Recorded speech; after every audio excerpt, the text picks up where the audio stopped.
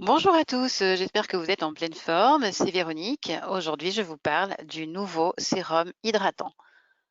Tout d'abord, quelques éléments à savoir sur notre peau. Notre peau contient de l'eau. Elle contient 20% de l'eau de notre organisme et 80% de cette eau est contenue dans le derme étant la couche que l'on trouve sous l'épiderme, le matelas de notre peau. C'est le derme qui va alimenter de manière continue l'épiderme en eau et à la surface de la peau, cette eau va s'évaporer. Si ce processus est normal, notre peau est normalement hydratée. Si ce processus est exagéré, notre peau sera déshydratée. Les facteurs qui vont provoquer une déshydratation cutanée sont les suivants.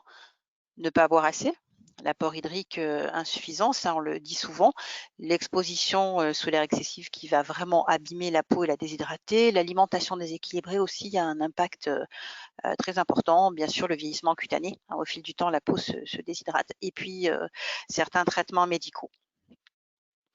Ici sur la gauche du schéma, une peau normalement hydratée avec une évaporation d'eau normale.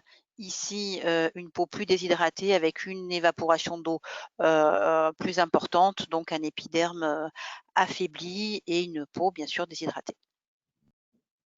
Lorsque la peau est déshydratée, on retrouve un inconfort cutané. La peau n'est pas agréable à vivre entre guillemets, avec sensation de tiraillement, une peau moins lisse, plus fine également, et une tendance bien sûr à se rider plus facilement. Avec le nouveau sérum hydratant, on va pouvoir apporter des solutions à cette problématique.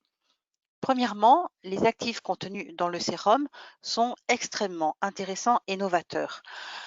Un actif qui va pouvoir apporter du confort à la peau, c'est l'acide hyaluronique. C'est un actif hydratant qui est contenu naturellement dans le derme. Ici, dans le sérum, on va retrouver cet acide hyaluronique avec 4 poids moléculaires différents, c'est-à-dire 4 tailles de molécules qui vont permettre ainsi d'agir à plusieurs niveaux cutanés. Les plus gros poids moléculaires vont agir sur la surface et les plus faibles en profondeur. Hein, donc je répète, la taille moléculaire, c'est le poids en fait.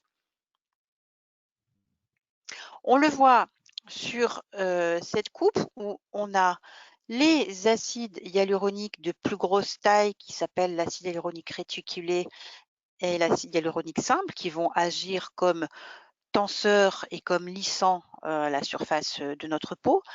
Les acides hyaluroniques de plus petits poids moléculaires, à savoir l'acétylé et l'hydrolysé, vont agir plus en profondeur. Donc, un effet lissant tenseur en superficie, un effet hydratant plus en profondeur.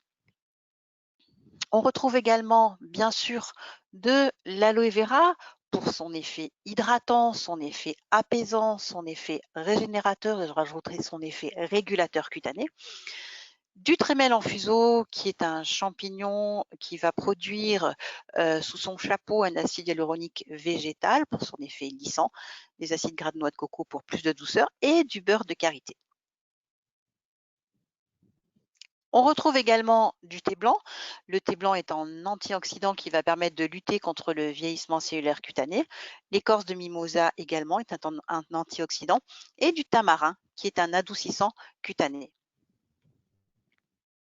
Ainsi, le sérum hydratant va permettre d'hydrater parfaitement les peaux fatiguées, déshydratées, de repulper et de lisser la peau.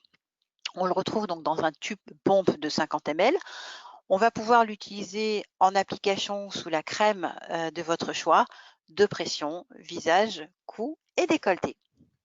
Voilà, je vous remercie de votre attention et je vous dis à très bientôt.